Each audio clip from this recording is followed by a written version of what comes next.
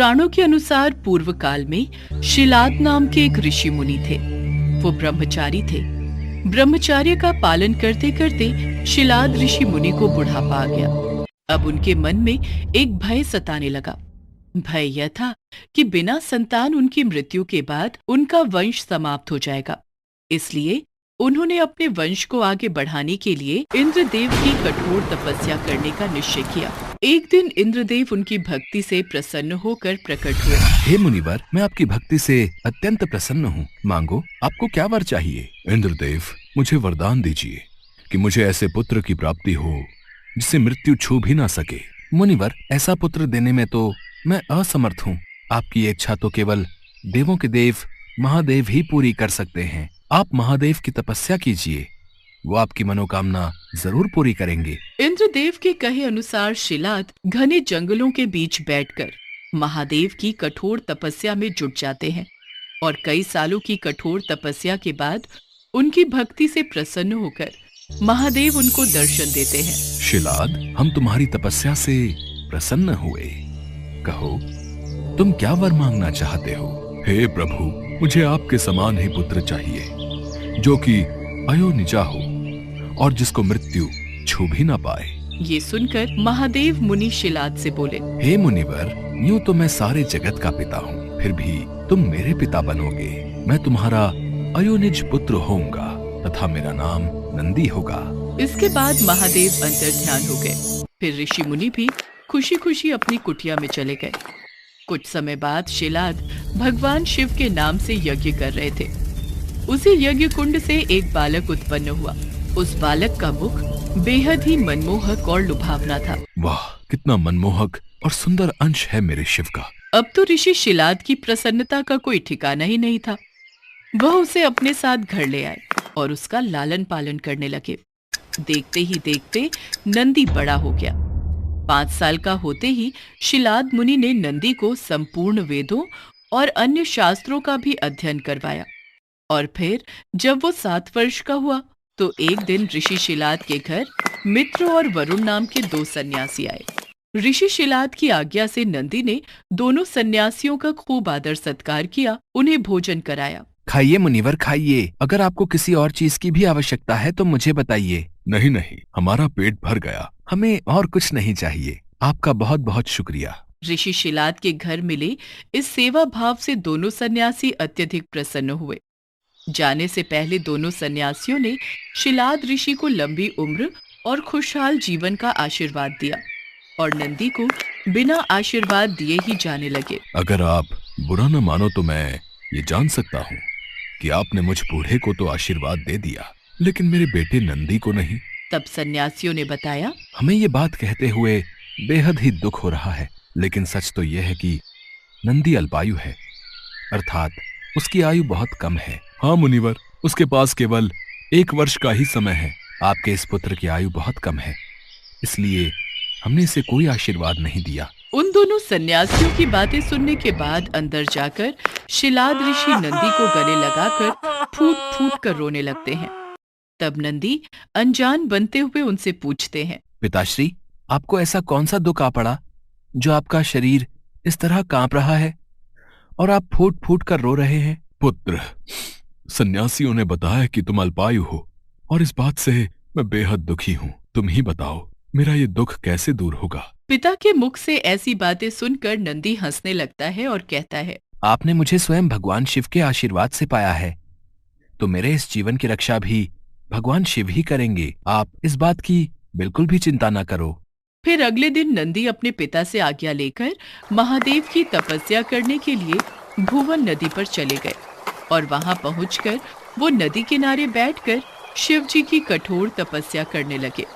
बालक नंदी की कठोर तपस्या देख महादेव कुछ समय बीत जाने के बाद नंदी के समक्ष प्रकट हुए, परंतु जब नंदी ने महादेव को देखा तो वो भूल ही गए कि वो लंबी उम्र के लिए तप कर रहे थे। तत्पश्चात महादेव ने कहा, नंदी पुत्र, मैं तुम्हारी तपस्या से बेहद ही प्रसन्न हूँ। मांगो, तुम्हें क्या वर चाहिए वत्स? प्रभु, मैं ताउम्र आपके सानिध्य में रहना चाहता हूँ। मुझे सदा के लिए अपने चरणों में जगह दे दीजिए। हे शिलानंदन, तुम्हें मृत्यु का भय कहाँ?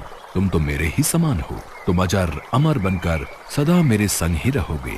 तुम पर सदा मेरा प्रेम बरसता रहेगा। मेरी कृपा से तुम पर जन्म मृत्यु अपना प्रभाव नहीं डाल सकेंगे। तत्पश्चात शिवजी ने पार्वती माता से कहा, हे देवी, मैं नंदी का अभिषेक करके इसे गणाध्यक्ष बनाना चाहता हूँ। इस विषय में आपकी क्या राय है? महादेव, आप नंदी को गणाध्यक्ष पद प्रदान कर सकते हैं, क्योंकि परमेश्वर यह शिलानंदन मेरे लिए पुत्र सरीखा है। इसलिए नाथ, ये मुझे बहुत ही प्यारा है। महादेव ने अपने अतुल बलशाली गणों को बुलाकर उनसे कहा, गणनायकों, आज से ये नंदीश्वर तुम लोगों का स्वामी होगा। मैं धन्य हो गया प्रभु, मैं धन्य हो गया। इस प्रकार नंदी के समर्पण से प्रसन्न होकर भगवान शिव ने नंदी को पहले अपने गले लगाया और उन्हें बैल का चेहरा देकर उन्हें अपने वाहन, अपने गुणों में सर्वोत्तम के रूप में स्वीकार कर लिया।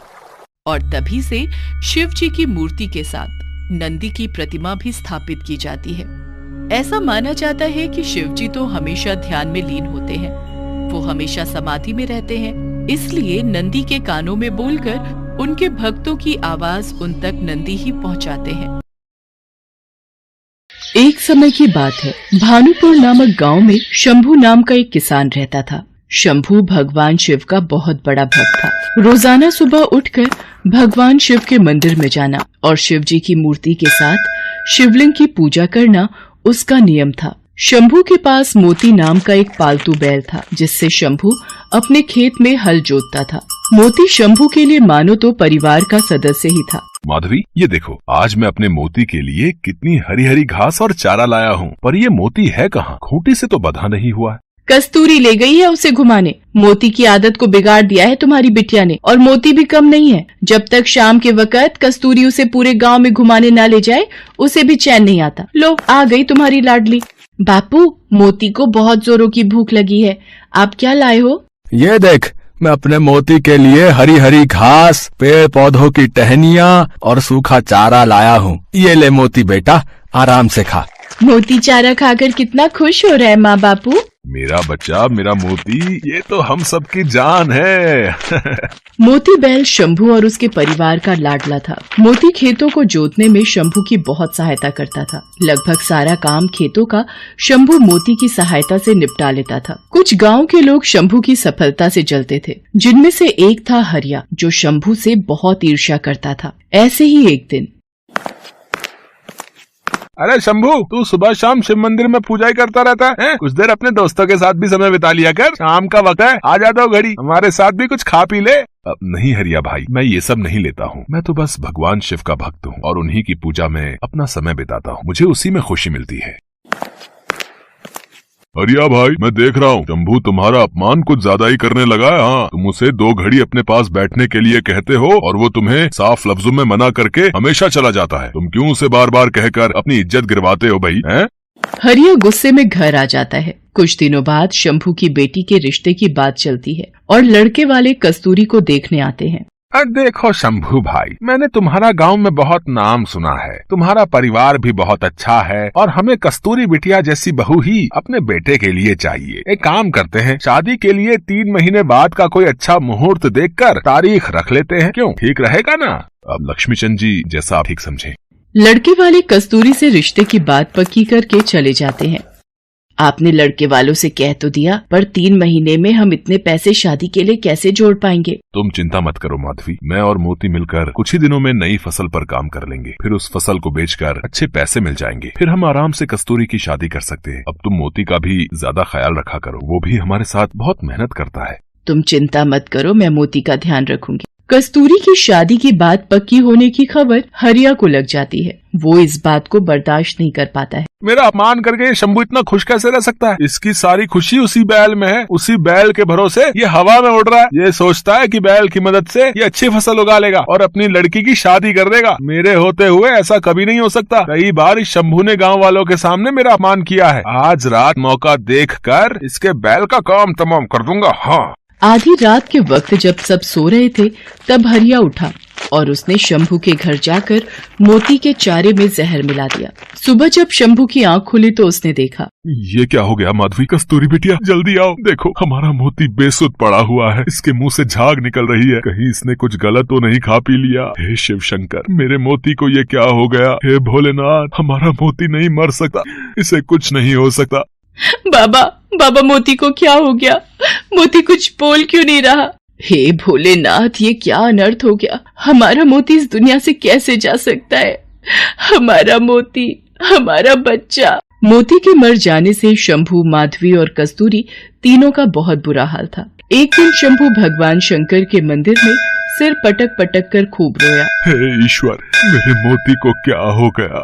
मुझे मेरा मोती वापस दे दो प्रभु। मैंने आपकी हमेशा सच्चे मन से पूजा की है, मेरे मोती को आप ऐसे नहीं छीन सकते। यदि मैंने सच्चे मन से आपकी पूजा की है तो प्रभु मेरे दुख दूर करो, मेरे मोती को वापस भेज दो प्रभु।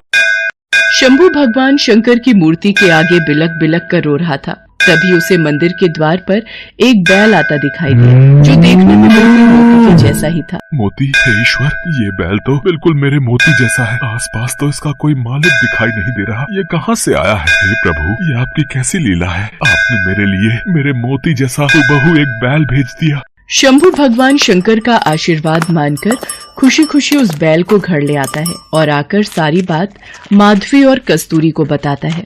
बाबा, ये बैल तो बिल्कुल हमारे मोती जैसा है। मुझे तो ऐसा लगता है भगवान शंकर ने हमारे मोती को वापस भेज दिया है। देखो बाबा, ये मुझे पहचानता है, मेरे हाथों से चारा भी खा रहा है। हे शिव शंकर, आपने इस बैल को भेजकर हमारे सारे दुख दूर कर दिए, वरना मोती के बिना तो हम बिल्कुल अकेले हो गए।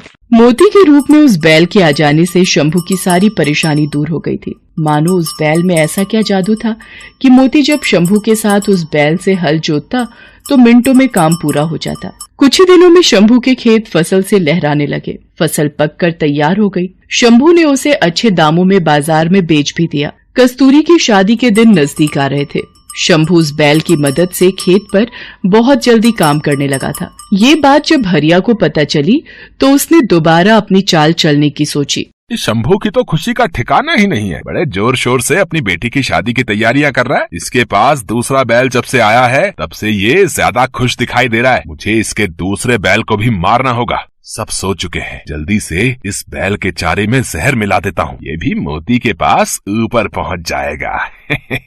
हरिया जैसे ही उस बैल के पास जाता है, बैल मानो किसी जादुई शक्ति से अपनी रस्सी खोल लेता है और हरिया के पीछे भागने लगता है। हरिया चिल्लाता है, कोई बचाओ, बचाओ, मुझे ये बैल मार देगा, मुझे मार देगा, मुझे माफ कर दो, मुझे माफ कर दो, मैं ऐसी गलती दोबारा नहीं करूंगा। मोती बेटा रुक जाओ, हरिया के पीछे मत भागो। शंभू भाई, मुझसे गलती हो गई, मैंने ही तुम्हारे पहले बैल को जहर देकर मारा था, मैं इसे भी जहर देकर मारने वाला था, पर पता नहीं ये बैल कोई जादुई बैल है, इसने अपनी रस्सियां खोल ली और मेरे पीछे भाग पड़ा। इससे कहो मुझे माफ कर दे, मैं आज के बाद कभी भी किसी के साथ गलत नहीं करूंगा। जैसे ही हरिया अपनी गलती मानता है, वो बैल शांत हो जाता है और वापस शंभू के पास लौट आता है। गांव के लोगों की सलाह पर हरिया को उस गांव से निकाल दिया जाता है। हरिया को उसके किए की सजा मिल जाती है। शंभू धूमधाम से अपनी बेटी कस्तूरी की शादी करता है। शंभू और माधवी उस बैल को भगवान शंकर का आशीर्वाद मानकर उसके साथ खुशी खुशी रहने लगते हैं। Please like, comment and subscribe.